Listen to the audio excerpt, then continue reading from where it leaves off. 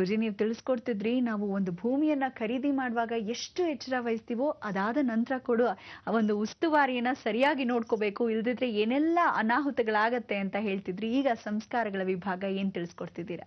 ನೋಡಿ, ಸಂಸ್ಕಾರ ವಿಭಾಗದಲ್ಲೂ ಸಹ ನಿಮ್ಮ ಭೂಮಿಯ ವಿಚಾರ. ನೀವು ಇವತ್ತು ಭೂಮಿಯ ಪೌರ್ಣಿಮೆ ಅಂತ ಕರಿತೀವಿ, ಕಾರ ಹುಣ್ಣಿಮೆ ಅಂತ ಕರಿತೀವಿ. ಈ ಭೂಮಿ ಪೌರ್ಣಿಮೆ ಅನ್ನೋದು ನಿಮ್ಮ ಭೂಮಿಯಲ್ಲಿ ವಿಚಾರ, ನೀವು ತಗೊಂಡು ಹಾಕೊಂಡಿರೋ ಭೂಮಿ ವಿಚಾರ, ನಿಮ್ಮ ಸ್ವಂತ ಜಮೀನು ವಿಚಾರ, ನಿಮ್ಮ ಸ್ವಂತ ಮನೆ ವಿಚಾರ, ಸ್ವಂತ ನಿವೇಶನ ವಿಚಾರ. ಜೀವನ ಪರ್ಯಂತ ಯಾರಿಗೋಸ್ಕರ ಮಾಡಿದಿರಿ ಹೇಳಿ? ಇದೆಲ್ಲ ಆಸ್ತಿ ಪಾಸ್ತಿ ಮಾಡಿರೋದಾಗ್ಲಿ ಅಥವಾ ಏನೇ ಕೊಂಡ್ಕೊಳ್ಳೋದಾಗ್ಲಿ ಮುಂದಿನ ಪೀಳಿಗೆಗೆ, ನನಗೆ, ನನ್ನ ಮಕ್ಕಳಿಗೆ ಅನ್ನೋದೇ ತಗೊಂಡಿರ್ತೀರ. ಆ ಜೀವನ ಚೆನ್ನಾಗಿರ್ಬೇಕು ಅಂದರೆ ಅದನ್ನ ಸರಿಪಡಿಸ್ಕೊಂಡಿದ್ದಾನೆ. ಎಲ್ಲೋ ಹಳ್ಳ ಕೊಳ್ಳ ತೊಗೊಂಡ್ಬಿಟ್ಟು ಒಂದು ತ್ರಿಕೋಣ ತೊಗೊಂಡ್ಬಿಟ್ಟು, ಅಥವಾ ಯಾವ ಕಾಲಕ್ಕೂ ಚೌಕ ಇಲ್ಲದೇ ಇರತಕ್ಕಂಥ ಜಮೀನು ತೊಗೊಂಡ್ಬಿಟ್ಟು, ಅಥವಾ ರೈಲ್ವೆ ಬೋಗಿ ಇದ್ದಂಗೆ ಉದ್ದಕ್ಕೆ ತೊಗೊಂಡ್ಬಿಟ್ಟು, ಬಾಲ ಆಂಜನೇಯನ ಬಾಲ ಬೆಳೆದೋಗಿದೆ. ಆ ಜಮೀನು ಹಾಗೇ ಬೆಳೆದು ಹೋದಾಗ ಪಶ್ಚಿಮದಲ್ಲಿ ನೀರು ಹರಿದಿದ್ರೆ, ದಕ್ಷಿಣದಲ್ಲಿ ನೀರು ಹರಿತಾ ಇದ್ರೆ ಜಮೀನಿಗೆ ಏನು ಮಾಡ್ತೀರಾ? ಅಯ್ಯೋ ದೇವರೇ ಗತಿ. ಅದಕ್ಕೆ ಪಶ್ಚಿಮದಲ್ಲಿ ದಕ್ಷಿಣದಲ್ಲಿ ಹಳ್ಳ ಇರಬಾರ್ದು ಅಂತ ಹೇಳ್ತೀವಿ. ಇವತ್ತು ಸಂಸ್ಕಾರದಲ್ಲಿ ಏನು ಹೇಳ್ತೀವಿ ಅಂದರೆ, ಭೂಮಿಯಲ್ಲಿ ವಾಸ್ತುವಾಗಿ ಭಗವಂತನ ಕೃಪಾ ಕಟಾಕ್ಷದಲ್ಲಿ ನಿಜ ಹೇಳಬೇಕು ಅಂದರೆ ಇಡೀ ಭಾರತ ದೇಶ ವಾಸ್ತುನೇ ಚೆನ್ನಾಗಿಲ್ಲ. ಗೊತ್ತಾ ನಿಮ್ಗೆ ಅದು? ಯಾಕೆ ಹಿಂಗೆಲ್ಲ ಓದಾಡ್ತಾ ಇದ್ದೀವಿ ಹೇಳಿ? ಸರ್ಕಾರದ ಗಲಾಟೆ, ಆಗು ಹೋಗುಗಳ ಗಲಾಟೆ, ದುಡ್ಡಿನ ಗಲಾಟೆ, ದೌರ್ಜನ್ಯ, ಟೆರರಿಸ್ಟ್ಗಳ ಎಂಟ್ರಿ, 24 ಗಂಟೆ ಬೇರೆ ವಿದೇಶಗಳೆಲ್ಲ ನಮ್ಮೆಲ್ಲ ಕಬಳಿಸ್ಕೊತಾ ಇರೋದು, ನಮ್ಮಲ್ಲಿ ಬಿಸ್ನೆಸ್ ತೊಗೊಂಡು ಹೋಗಿ ಹೊರಭಾಗದಲ್ಲಿ ಚೆನ್ನಾಗಿರೋದು, ಇದೆಲ್ಲ ಯಾಕೆ ನಡೀತಾ ಇದೆ? ಭಾರತ ದೇಶದ ವಾಸ್ತುನೇ ಚೆನ್ನಾಗಿಲ್ಲ. ಸರಿಪಡಿಸೋಕೆ ಸಾಧ್ಯನಾ? ಆಗತ್ತೆ. 2012 ಕಾಯ್ಬೇಕು. ಭಗವಂತನೇ ತಿರುಗಿಸ್ತಾ ಇದ್ದಾನೆ ಕಾಲಚಕ್ರನ. ಯಾಕೆಂದ್ರೆ ದೇವಮೂಲೆಯಲ್ಲಿ ಇವತ್ತಿನ ದಿವಸ ಎಷ್ಟು ಚೆನ್ನಾಗಿ ಭಾರ ಇದೆ ಅಂದ್ರೆ, ಹಿಮಾಲಯ ಪರ್ವತನೇ ಭಾರ ಇದೆ. ನೈಋತ್ಯದಲ್ಲಿ ಹಳ್ಳ ಇರಬಾರ್ದು ಅಂತೀವಿ, ನೈಋತ್ಯದಲ್ಲಿ ಸಮುದ್ರ ಹರಿತಾ ಇದೆ. ಅಯ್ಯೋ, ಇಂಥ ವಾಸ್ತುಲ್ಲಿ ಎಲ್ಲಿ ಸರಿ ಮಾಡೋದು? ಆಗ ವಾಸ್ತು ಚೆನ್ನಾಗಿತ್ತು. ಇದೇ ಕರೆಕ್ಟಾಗಿ ನೀವು 1-2 ವರ್ಷದ ಹಿಂದೆ ಹೋದಾಗ, ರಾಜ ಮಹಾರಾಜರು ಆಳ್ತಾ ಇದ್ದಾಗ ಸಮುದ್ರದಲ್ಲಿ, ಹಿಂದೂ ಮಹಾಸಾಗರದಲ್ಲಿ ಇನ್ನಷ್ಟು ಅಗಲವಾಗಿ ವಿಸ್ತರಣವಾಗಿತ್ತು. ತಮಿಳುನಾಡು ಪೂರ್ತಿಯಾಗಿ ಮುಳುಗಿ ಹೋಗಿರಲಿಲ್ಲ. ಭೂಮಿ ರಕ್ಷಣೆ ಅಂತ ಹೇಳಿ ಶ್ರೀಲಂಕಾ ಏನು ಭಾರತ ದೇಶ ಇದೆ ಎಲ್ಲ ಒಂದಾಗಿತ್ತು. ಅಷ್ಟೂ ಜಾಗ ನೀರಾಗಿರಲಿಲ್ಲ, ಭೂಮಿಯಾಗಿತ್ತು. ಹಿಮಾಲಯ ಪರ್ವತದಲ್ಲಿ ಮಾನಸ ಸರೋವರ ಬಹಳ ದೊಡ್ಡದಾಗಿತ್ತು. ಹಿಮಗಳೆಲ್ಲ ಕರಗಿರಲಿಲ್ಲ, ಪೂರ್ತಿಯಾಗಿ ಅದೆಲ್ಲ ಹಿಮಗಡ್ಡೆಗಳು ಕಟ್ಟಿರಲಿಲ್ಲ, ಹಿಮಾಲಯ ಫಾರ್ಮೇಷನ್ನೇ ಆಗಿರಲಿಲ್ಲ. ಆಗ ಅಲ್ಲೆಲ್ಲ ನೀರು ಸರೋವರ ಇತ್ತು. ದೇವಮೂಲೆಯಲ್ಲಿ ಬಹಳ ಚೆನ್ನಾಗಿದೆ ಅಂತಿದ್ರು. ಅದಕ್ಕೆ ರಾಜ ಮಹಾರಾಜರ ಆಳ್ತಾನೆ ಬಹಳ ಚೆನ್ನಾಗಿತ್ತು. ಇದೇ ರೀತಿಯಾಗಿ ವೈಜ್ಞಾನಿಕವಾಗಿ ಏನು ಗ್ಲೋಬಲ್ ವಾರ್ಮಿಂಗ್ ಅಂತ ಇವರು ಕರೀತಾರೆ, ಆ ಪ್ಲೇಟ್ಸ್ ಏನು ಕರೆಕ್ಟಾಗಿ ಒಳಗಡೆ ಹೋಗ್ತಾ ಇದೆ, ಭೂಮಿಯ ರಂಧ್ರಗಳು ಒಂದು ಇದೆ, ಆಗ ಹಿಮಗಳ ಫಾರ್ಮೇಷನ್ ಆಗಿ ಬಾಲ ಪೂರ್ತಿಯಾಗಿ ಏನಾಯ್ತು, ಜಾಸ್ತಿ ಆಗ್ತಾ ಹೋಯ್ತು. ಇವತ್ತಿನ ದಿವಸ ಭಾರತ ದೇಶ ಎಲ್ಲಿದೆ?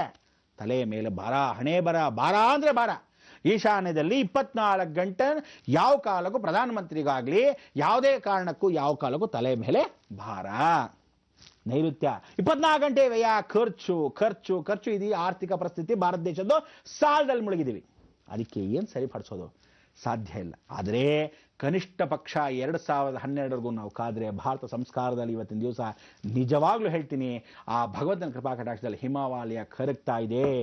ಸಮುದ್ರದಲ್ಲಿರ್ತಕ್ಕಂಥ ಅಲೆಗಳೆಲ್ಲ ಜಾಸ್ತಿ ಆಗ್ತಾ ಇದೆ. ಸಮುದ್ರದಲ್ಲಿ ಗಂಗೆ ಮುಳುಗ್ತಾ ಇದ್ದಾಗ ಮೇಲ್ಭಾಗದಲ್ಲಿ ಏನಾಗ್ತಾ ಇದೆ, ಜಾಸ್ತಿ ಆಗಿರ್ತಕ್ಕಂಥ ನೀರು ಭಾಗ ದೇವಮೂಲೆಯಲ್ಲಿ ಸೇರುತ್ತೆ. ಆರ್ಥಿಕ ಪರಿಸ್ಥಿತಿ ನಮ್ಮದು ಚೆನ್ನಾಗಾಗತ್ತೆ. ಇಡೀ ಜಗತ್ತಿನಲ್ಲಿ ನಮ್ಮಷ್ಟು ರಕ್ಷಣೆ, ಇಡೀ ನಮ್ಮಷ್ಟು ದುಡ್ಡು ಇಡೀ ಜಗತ್ತಲ್ಲಿ ಎಲ್ಲೂ ಇಲ್ಲ. ಅದಕ್ಕೋಸ್ಕರ ಭಾರತ ದೇಶ ಅಷ್ಟು ನೈಜನ್ಯವಾಗಿರ್ತಕ್ಕಂಥದ್ದು, ಎಷ್ಟು ಸೌಖ್ಯವಾಗಿರ್ತಕ್ಕಂಥದ್ದು, ಸ್ವರ್ಣ ಭೂಮಿ ಆಗಿರ್ತಕ್ಕಂಥದ್ದು ನಿಜವಾಗ್ಲೂ ಭಾರತ ದೇಶ ಮಾತ್ರ. ಅದಕ್ಕೆ ಇಂಥ ಒಂದು ಭಾರತ ದೇಶಕ್ಕೆ ನಾವು ಇವತ್ತಿನ ದಿವಸ ಸಂಸ್ಕಾರದಲ್ಲಿ ಮಾತಾಡಬೇಕೇನು ಅಂದರೆ, ನಿಮ್ಮ ಭೂಮಿ ನಿಮ್ಮ ರಕ್ಷಣೆ. ಇವತ್ತಿನ ದಿವಸ ನಿಮ್ಮ ಭೂಮಿ ತೆಗೆದುಹಾಕಿದ್ರೆ ನಿಜವಾಗ್ಲೂ ಹೇಳ್ತೀನಿ, 1-1.5 ವರ್ಷದೊಳಗೆ ಅದು ಕಟ್ಟಡ ಕಟ್ತೀರಾ, ತಗೊಳ್ಳಿ. ಸುಮ್ಮನೆ ಬಿಸಾಕ್ತೀರಾ, ಖಂಡಿತ ಮಾಡಬೇಡಿ. Where there is a necessity you do. ಅಥವಾ ಖಂಡಿತವಾಗ್ಲೂ ಲಗ್ಜರಿಯನ್ನು ನೋಡಕ್ಕೆ ಹೋಗಬೇಡಿ. ಸುಮ್ಮನೆ ತೆಗೆದು ಬಿಸಾಕೋಣ ಅಂದರೆ ಮಾಡಲೇಬೇಡಿ. ಇಲ್ಲ, ಅದಕ್ಕೆ ಒಂದು ಚೌಕ ಹಾಕ್ಕೊಂಡು ಎಲ್ಲದಕ್ಕೂ ಫೆನ್ಸಿಂಗ್ ಮಾಡಿ ಚೌಕವಾಗಿ ಸ್ವಚ್ಛವಾಗಿ ಇಟ್ಕೋಬೇಕು. ಅಯ್ಯೋ ನೋಡ್ಕೊಳ್ಳೋಣ ಯಾವತ್ತೋ ಒಂದು ಅಮಾವಾಸ್ಯೆ ದಿವಸ, ಹೋಗೋಣ ಬಿಡಿ ಪೌರ್ಣಮಿ ದಿವಸ ಅಂತ ಹೋದರೆ ನೀವು ನಿಮ್ಮ ಭೂಮಿನಲ್ಲಿ ಏನು ಬೆಳೆದಿರುತ್ತೆ, ಏನಾಗಿರುತ್ತೆ ಗೊತ್ತಿರಲ್ಲ. ಅಲ್ಲಿ ದೇವತಾ ಅನುಗ್ರಹದಲ್ಲಿ ದೇವಸ್ಥಾನ ಪಕ್ಕದಲ್ಲಿ ಶಿವನ ಮುಂದೆ ಏನಾದರೂ ಜಮೀನಿದ್ದರೆ ನಿಮ್ಮ ಜೀವನ ಸರ್ವನಾಶ ಗ್ಯಾರಂಟಿ. ವಿಷ್ಣುವ ಹಿಂಬಾದಿಯಲ್ಲಿ ಅಂದರೆ ಯಾವುದಾದ್ರೂ ನಾರಾಯಣನ ದೇವಸ್ಥಾನ ಹಿಂದಿಯಲ್ಲಿ ನಿಮ್ಮ ಜಮೀನಿದ್ರೆ, ಅಥವಾ ಮನೆ ಇದ್ದರೆ, ಅಥವಾ ಯಾವ ಕಾಲಕ್ಕೂ ನರಸಿಂಹಸ್ವಾಮಿ ದೇವಸ್ಥಾನದ ಬೆಟ್ಟದ ಹಿಂದೆಡೆ ಏನಾದರೂ ನಿಮ್ಮ ಜಮೀನಿದ್ರೆ, ಅವನ ಜೀವನ ಗೋವಿಂದ ಗೋವಿಂದ. ಅದಕ್ಕೆ ಹೇಳ್ತಾರೆ, ಶಿವನ ಮುಂದೆ ಬಾಳಕ್ಕಾಗಲ್ಲ, ವಿಷ್ಣು ಹಿಂದೆ ಬಾಳಕ್ಕಾಗಲ್ಲ, ಇಡೀ ಜೀವನ ಶೂನ್ಯವಾಗೋಗುತ್ತೆ, ಹುಷಾರ್ ಅಂತ. ಅದಕ್ಕೆ ಜಮೀನು ಕೂಡ ಸಾವಿತ್ರಿ ವ್ರತವನ್ನು ಮಾಡಬೇಕು. ಇವತ್ತು ಸತಿ ಸಾವಿತ್ರಿಯ ವಿಶೇಷವಾಗಿರ್ತಕ್ಕಂಥ ವ್ರತ ನೀವು ಮಾಡಲೇಬೇಕು. ಇವತ್ತಿನ ಸಂಸ್ಕಾರದಲ್ಲಿ ಎಲ್ಲ ಹೆಣ್ಣು ಮಕ್ಕಳು ಬಳೆ, ಗಾಜಿನ ಬಳೆನೇ ಹಾಕೋಬೇಕು. ಕೈಗೆ ಗಾಜಿನ ಬಳೆ ಹಾಕೊಳ್ಳೋದಲ್ಲದೆ ಹೆಣ್ಣು ಮಕ್ಕಳಿಗೆ ಚಿಕ್ಕವ್ರಿಗಾದ್ರೂ ದೊಡ್ಡವ್ರಿಗಾಗಲಿ ಗಾಜಿನ ಬಳೆಗಳನ್ನು ದಾನ ಮಾಡಿ. ಅರ್ಶಿನ ಕುಂಕುಮನ ಕೊಟ್ಟು ದೇವಸ್ಥಾನಗಳ ಹತ್ರ ಇರತಕ್ಕಂಥ ಸತಿ ಸಾವಿತ್ರಿ ಅಂದರೆ ನಿಮ್ಮ ಮಾಂಗಲ್ಯ ಭಾಗ್ಯವನ್ನು ಕೇಳ್ಕೊಳ್ಳೋ ದಿನ ಇವತ್ತು. ಅದಕ್ಕೆ ಯಾವ್ದಾದ್ರು ಒಂದು ದೇವಸ್ಥಾನಕ್ಕೆ ಹೋಗಬೇಕು, ಬಳೆಗಳನ್ನು ತಗೋಬೇಕು. ನಿಮ್ಮ ಮನೆ ನೆಂಟರನ್ನು ಕರಿಬಾರ್ದು, ಮನೆಯೊಳಗೆ ಯಾರನ್ನೂ ಕರಿಬಾರ್ದು. ದೇವಸ್ಥಾನದ ಅಥವಾ ಯಾತ್ರಾ ಸ್ಥಳದಲ್ಲಿ ಅಥವಾ ಪರಸ್ಥಳದಲ್ಲಿ ದೂರದಲ್ಲಿ ಯಾವುದಾದ್ರೂ ಒಂದು ಜಾಗದಲ್ಲಿ ಭಗವಂತನ ಸ್ಮರಣೆ ಮಾಡಿಕೊಂಡು ಆ ಬಂದಿರತಕ್ಕಂಥ ಮುತ್ತೈದರಿಗೆ ಮುತ್ತೈದೆ ಭಾಗ್ಯ ಕೊಡು ಅಂತ ಹೇಳಿ ಆ ಭಾಗ್ಯನವನ್ನು ಕೊಟ್ಟ ಹಾಗೆ ಬಳೆಗಳು ಕೊಡಬೇಕಷ್ಟೇ, ಅರ್ಶಿನ ಕುಂಕುಮ ಕೊಡಬೇಕು. ಹೂವು ಹಣ್ಣು ಯಥಾಶಕ್ತಿ ಕೊಡಬಹುದು. ಈ ರೀತಿ ನೀವು ಪ್ಯಾಕೆಟಲ್ಲಿ ತೊಗೊಂಡು ಹೋದರೆ 3 ಜನ 5 ಜನ 7 ಜನ ನಿಮ್ಮ ಶಕ್ತಿ ಅನುಸಾರ ಯಾರಿಗೆ ಬೇಕಾದ್ರೂ ಸರಿ ಗಾಜಿನ ಬಳೆ ಇವತ್ತು ವ್ರತ ಸ್ವರೂಪದಲ್ಲಿ ಕೊಡಬೇಕು.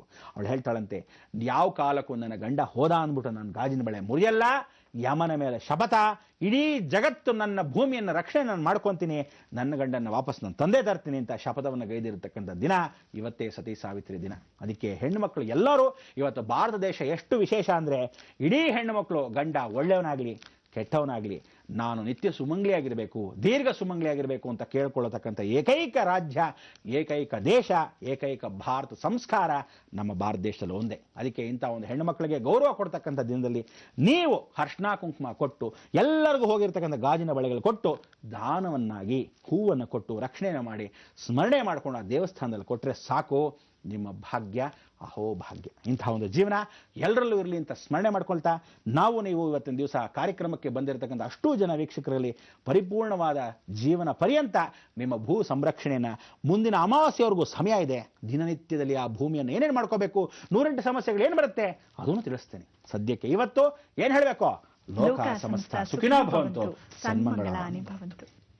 ಗುರುಜಿ, ನಮ್ಮ ಭಾರತೀಯ ನಾರಿಯ ಒಂದು ಹಿರಿಮೆಯ ಕುರಿತು ಮಾತಾಡಿದ್ರಿ. ಹಾಗೆ ಭೂಮಿಯನ್ನ ತಗೊಂಡಿರುವಂತಹ ಮಾಲೀಕರಿಗೆ ಎಚ್ಚರಿಕೆಯನ್ನ ಕೂಡ ನೀಡಿದ್ದೀರಾ, ಅದನ್ನ ಹೇಗೆ ಸಂರಕ್ಷಣೆ ಮಾಡ್ಕೊಬೇಕು ಅಂತ. ನಮ್ಮ ಈ ಕಾರ್ಯಕ್ರಮಕ್ಕೆ ಆಗಮಿಸಿದ್ದಕ್ಕಾಗಿ ಧನ್ಯವಾದಗಳು. ವೀಕ್ಷಕರೇ, ಸರಿ, ಹಾಗಾದ್ರೆ ಮತ್ತೆ ನಾಳೆ ಬೃಹತ್ ಬ್ರಹ್ಮಾಂಡ ಕಾರ್ಯಕ್ರಮದಲ್ಲಿ ನಮ್ಮ ನಿಮ್ಮ ಭೇಟಿ. ಹೋಗಿ ಬರ್ತೀವಿ. ನಮಸ್ಕಾರ.